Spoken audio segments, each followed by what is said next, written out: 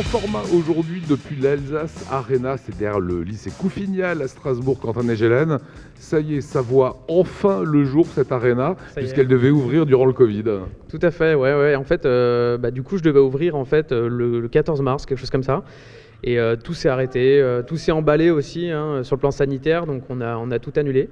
Et on a eu l'autorisation d'ouvrir sur la deuxième phase de déconfinement, c'est-à-dire le 2 juin. Voilà, maintenant c'est lancé, on parle de e-sport. Celles et ceux qui ne connaissent pas, c'est quoi le e-sport ? Alors qu'est-ce que le e-sport ? En fait, c'est assez finalement simple.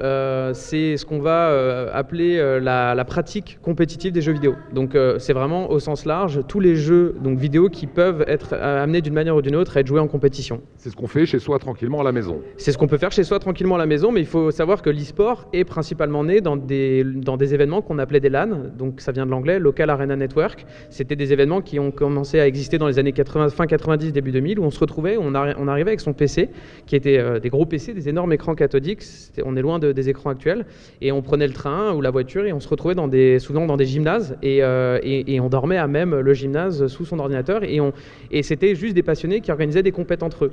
C'est comme ça qu'est né l'e-sport. Donc en fait, finalement, l'e-sport il est né aussi online, mais le gros e-sport, il est né de rencontres entre des joueurs. Voilà, c'est aussi inclusif, c'est ce que vous avez choisi ici. L'un des jeux qui a vraiment révolutionné, on peut dire, la pratique de l'e-sport, c'est Fortnite. Un petit mot sur ce jeu. Fortnite, aujourd'hui, c'est un des jeux les plus joués au monde. Je crois même que c'est le jeu le plus joué au monde. On a dû passer la barre des 200 millions de joueurs, donc c'est énorme. Et Fortnite, aujourd'hui, en fait, est l'éditeur qui lui-même va gérer sa propre compétition. On peut retrouver dans d'autres éditeurs, en fait, une sorte de liberté d'organisation. Fortnite contrôle tout, donc effectivement, ils ont un potentiel énorme en termes d'organisation. Voilà, avec des dotations, plusieurs millions de dollars.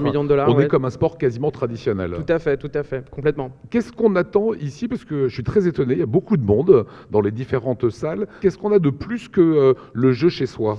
Alors déjà, pour certains, on n'a pas tous la chance d'avoir un ordinateur surpuissant. C'est toujours aussi assez coûteux, clairement. Donc il y en a certains qui viennent chercher ici la qualité du matériel. Il y en a d'autres qui viennent chercher la connexion, ou même les deux, la connexion Internet et le matériel, puisqu'il faut savoir qu'aujourd'hui, ici, moi j'ai fait tirer une fibre pro. La Méno ne possède même pas encore de réseau fibré. Donc j'ai dû faire appel à une structure professionnelle en fait, qui est venue ici me tirer la fibre. Et aussi, bien sûr, le réseau. L'idée, c'est de pouvoir aussi de se rencontrer entre les joueurs. Moi, c'est vraiment ce que je souhaite créer à travers l'Alsace Arena, c'est de créer du lien entre les joueurs et surtout les joueurs locaux. On joue pas dans son coin, c'est ce que vous dites. On joue pas dans son coin, tout à fait, ouais. Comment vous rémunérez ici ? On vient, on prend un abonnement ? Ouais, exactement. En fait, moi, je suis issu du monde du sport aussi, clairement. Donc, je me suis un peu calqué sur des salles de sport classiques où on prend un abonnement et puis, on vient jouer quand on veut durant les heures d'ouverture. Et il y a des gens qui se sont rencontrés ici et depuis, dans ces jeux d'affrontement, ils se retrouvent tout le temps. Ils se retrouvent. Ensuite, maintenant, ils se donnent rendez-vous, donc ils passent par un serveur Discord, c'est un peu comme Skype ou autre, et puis ils se disent, tiens, à quelle heure tu vas à l'arène ? Moi, je vais jouer à l'arène à 17h aujourd'hui, et ensuite, ils viennent tous les deux ensemble, ils se retrouvent ici, comme si on avait prévu un partenaire sur un match de tennis, tout simplement. La cible que vous attendez de cette Alsace Arena ?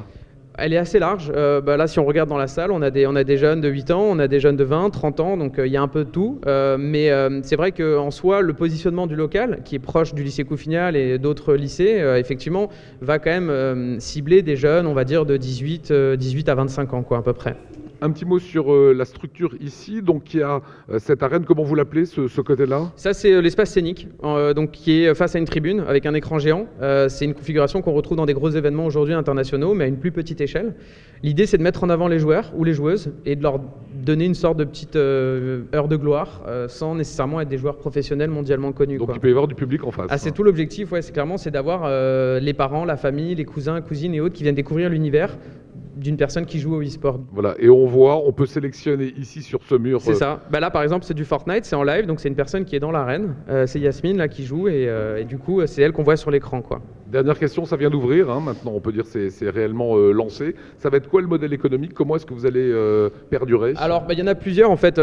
L'idée, c'est de rendre le local le plus polyvalent possible. Donc, on va avoir les abonnements, on va avoir les privatisations aussi d'équipes, donc ce qu'on va appeler des bootcamps, des semaines d'entraînement où des équipes vont venir. En fait, j'ai déjà eu des joueurs qui sont venus de Reims, qui sont venus de Toulon, qui sont venus de Montpellier et autres, et qui ont privatisé en fait une autre salle qu'on voit pas ici, mais qui permet de s'entraîner juste avec son équipe.